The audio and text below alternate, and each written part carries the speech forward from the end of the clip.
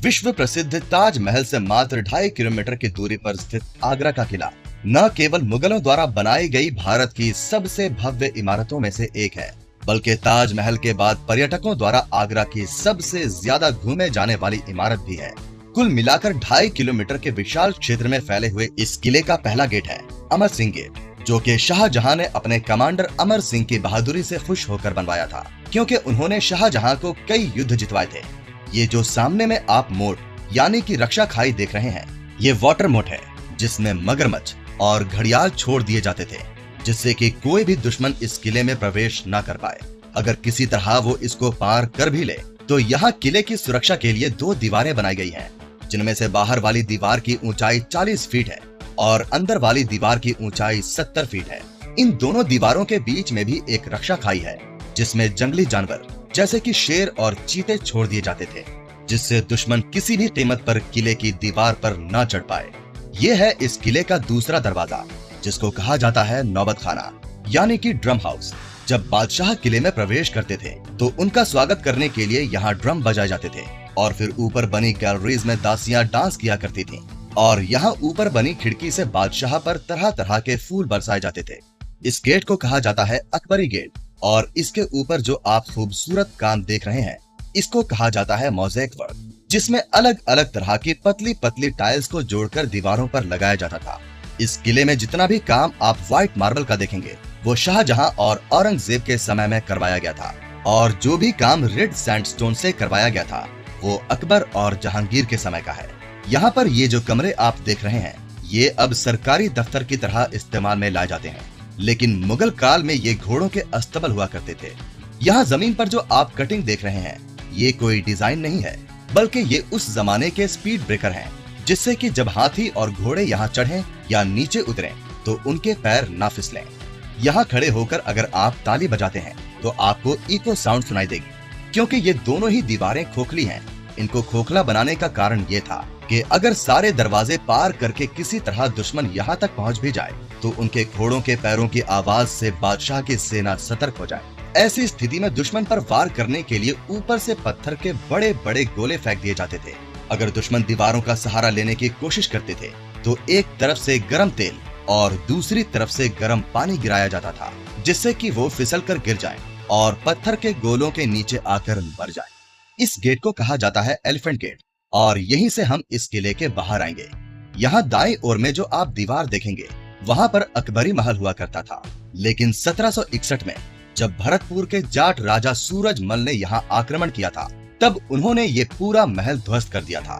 ऊपर में जो जगह आप देख रहे हैं, वहाँ मुगल सैनिक खड़े होकर किले की सुरक्षा किया करते थे और युद्ध की स्थिति में वहाँ से दुश्मनों पर तीर भाले वगैरह चलाया करते थे। ये है जहांगीर का बाथ टब यानी कि स्नान कुंड, जो कि उनको उनके पहले जन्मदिन पर उनके मामा ने उपहार में दिया था। ये एक सिंगल पीस स्टोन में बनाया गया है और इसमें कोई जॉइंट नहीं है। इसमें चढ़ने उतरने के लिए 3 सीढ़ियां बाहर और 3 सीढ़ियां अंदर की तरफ दी गई हैं। जहांगीर जब छोटे थे तब उनकी दासियां उनको इसमें स्नान करवाया करती थीं, लेकिन जब वो बड़े हुए तो वो इन सीढ़ियों की मदद से खुद अंदर जाकर नहा लिया करते थे। ये बाथ टब पहले अकबरी महल में रखा रहता था, लेकिन सरकार ने पर्यटकों को दिखाने के लिए इसको बाद में यहाँ रख दिया। ये जो सामने में आप महल देख रहे हैं, ये है इस किले का पहला महल, जिसको कहा जाता है जहांगीर महल, जो कि अकबर ने अपने बेटे जहांगीर के लिए बनवाया था। इस गेट को बनाने के लिए राजस्थानी आर्किटेक्चर का उपयोग किया गया है। इस गेट में प्रवेश करने के बाद ये जो लकड़ी के दरवाजे आप देखेंगे, ये मुगल काल के नहीं हैं, बल्कि ये अंग्रेजों के समय में लगाए गए थे। ये जो इमारत आप देख रहे हैं, इसको कहा जाता है दीवाने आम। इस जगह पर आम जनता का दरबार लगता था और यहाँ पर बादशाह अकबर आम लोगों की परेशानियां सुनकर फैसला किया करते थे। अकबर ने यहाँ एक जंजीर लगाई थी, जिसको कहा जाता था अदले जंजीर यानी कि जस्टिस बेल्ट, जो कि 30 फीट लंबी थी और सोने की बनी थी। तो जब भी उस जंजीर को खींचा जाता था तो अकबर तक पैगाम जाता था कि आम जनता को कोई परेशानी है। उसके बाद अकबर यहाँ दरबार लगाते थे। यहाँ बीच के हिस्से में बादशाह बैठते थे, उनके दोनों तरफ में रानियां बैठती थीं, नीचे उनके मंत्री बैठा करते थे और यहाँ जमीन पर आम जनता के बैठने के लिए कारपेट भी बिछाई जाती थी। जो भी इंसान उस समय गलत होता था, बादशाह उसको कारावास, फांसी की सजा या कोड़े की सजा दिया करते थे और जो सही होते थे उनको इनाम देकर खुश कर दिया करते थे। यहाँ से अगर आप इन पिलर्स को देखेंगे तो ये आपको एक रो में नहीं दिखाई देंगे और एग्जिट गेट आपको पूरा नहीं दिखाई देगा। लेकिन हैरानी की बात ये है कि आप एग्जिट गेट से इस तरफ देखेंगे तो आपको ये सारे पिलर्स एक रो में नजर आएंगे। बताया जाता है कि ये किला पहले बादलगढ़ किले के नाम से प्रसिद्ध केवल ईंटों से बना हुआ एक किला हुआ करता था, जिस पर मुगलों से पहले मोहम्मद गजनवी, सिकंदर लोदी, इब्राहिम लोदी और हेमू का भी राज हुआ करता था। लेकिन उस समय तक ये किला खंडहर के रूप में तब्दील हो चुका था। सन 1558 में मुगल बादशाह अकबर जब यहाँ आए तो उन्होंने इस जगह के महत्व को देखते हुए यहाँ अपना किला और राजधानी बनाने का फैसला किया। आगरा किले का निर्माण अकबर ने सन 1565 में शुरू करवाया था और इसको 8 सालों में यानी कि 1573 तक पूरा बनवाकर तैयार करवा दिया था। बाद में उनके उत्तराधिकारी मुगल बादशाहों ने यानी कि जहांगीर, शाहजहां और औरंगजेब ने इस किले का विस्तार और नवीनीकरण का काम अगले 95 साल तक करवाया और सन 1660 में आखिरकार इसको वो रूप मिला जो आज आप देख पा रहे हैं।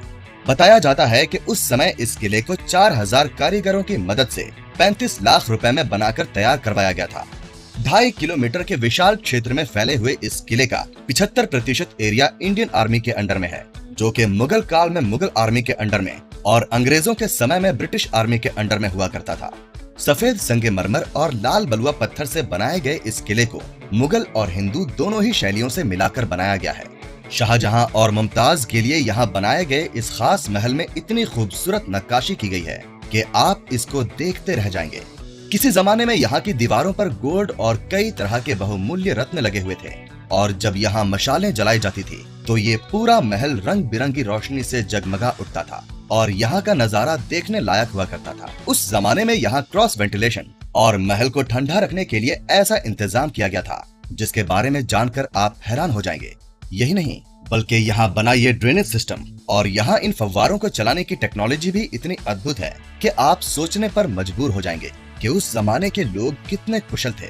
इस किले में बनी इमारतें आज भी मुगल राजशाही को बखूबी दर्शाती है। फिर चाहे वो खास लोगों के साथ मीटिंग के लिए बना ये दीवाने खास हो, आम जनता को सुनने के लिए बनाया गया ये दीवाने आम हो, शाहजहां की बेटियों के लिए बनाए गए खूबसूरत महल हो, या फिर किसी जमाने में इस मैदान की शोभा बढ़ाने वाला मीना बाजार।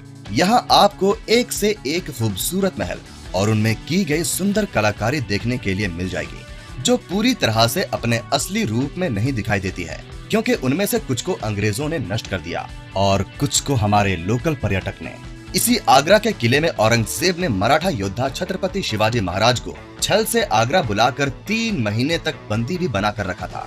आगरा के किले का मुगल और मराठा साम्राज्य के इतिहास में एक खास महत्व है, क्योंकि ये दोनों ही साम्राज्य लंबे समय तक आपस में भिड़े रहे थे। सन 1666 की गर्मियों में मराठा राजा छत्रपति शिवाजी महाराज को मुगल सम्राट औरंगजेब ने आगरा किले के शाही दरबार में उनके 50वें जन्मदिन के समारोह में शामिल होने के लिए न्योता दिया था। शिवाजी महाराज अपने बेटे राजकुमार संभाजी के साथ 12 मई 1666 को औरंगजेब के जन्मदिन के लिए आगरा पहुंचे, लेकिन यहां आने के बाद औरंगजेब के सैनिकों ने छल से दोनों को बंदी बना लिया था। लगभग 3 महीने तक अपने वफादार सैनिकों के साथ इस किले में बंदी रहने के बाद शिवाजी महाराज और संभाजी 17 अगस्त 1666 के दिन यहाँ से मिठाई के बक्सों में छुपकर भागने में सफल हो गए थे। तो ये था आगरा का किला और इससे जुड़ा रोचक इतिहास और तथ्य।